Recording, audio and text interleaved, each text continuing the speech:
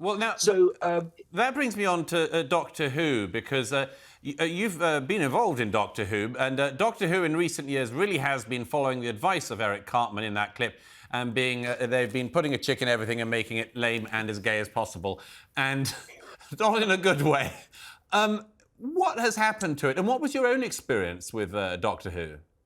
well, I had no experience of Doctor Who until I was asked to play the Master by Big Finish, and I signed a letter asking Stonewall for a debate and defending JK Rowling from having death threats. And I thought everyone else in the world would sign it, but apparently not.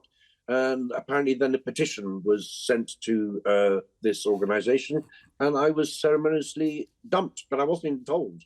So I've heard nothing from them. So you weren't in Doctor Who because you supported JK Rowling? They erased me from, I found out because they'd erased me from the front of the CDs. They did a show called Masterful, which had a compilation of all the masters that had been played on audio and thing, and I was left out of that.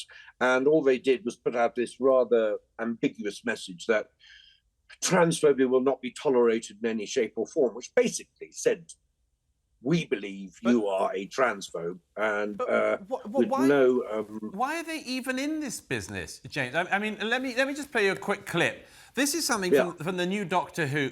I can't understand how anyone thinks this is entertainment. Let's roll this. Yes, the meep. I promise I can help him get home, and then you'll never see me again. You're assuming he as a pronoun.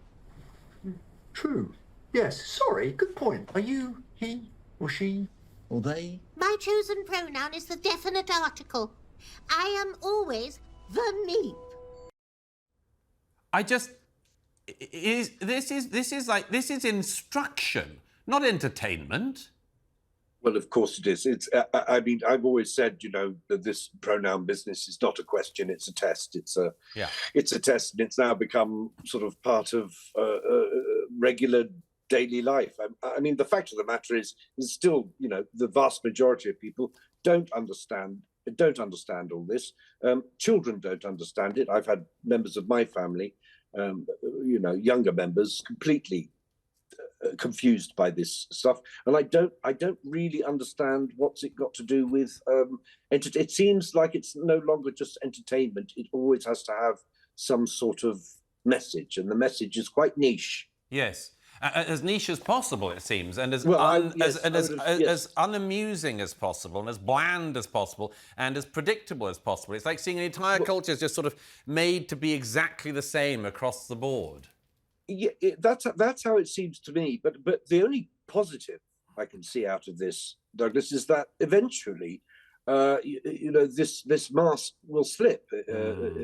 This niche will be burrowed into so deeply that people cannot ignore it any longer. So I'm hoping that this is a circle that will eventually end, and we'll just get back to entertaining people. I mean, Doctor Who is for children, and it surprises me that they slip this in, because it's obviously nothing to do with Doctor Who. It's to do with this ideology that's happening at the moment. And very quickly, James Dreyfus, how come it seems now that everyone's saying you've got to be gay to play a gay character, you've got to be trans to play a trans character, but yet your former co-star from Notting Hill, Hugh Grant, is allowed to play an Oompa Loompa without actually himself being an Oompa Loompa? What's the explanation for that?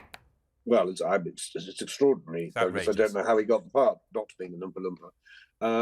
That's the one. What I don't understand is you have people like Peter Dinklage saying, "Look, we've grown out of this Snow White and the Seven Dwarfs of us living in a cave or whatever," which denies work then to little people actors.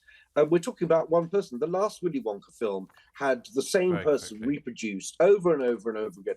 I think this is something that's, you know, everyone wants to be. This is what happens when you have identity politics in the arts. Everyone wants to be a piece of it. Exactly. Thanks so much. Thanks so much for that. It's been such a pleasure to have you on.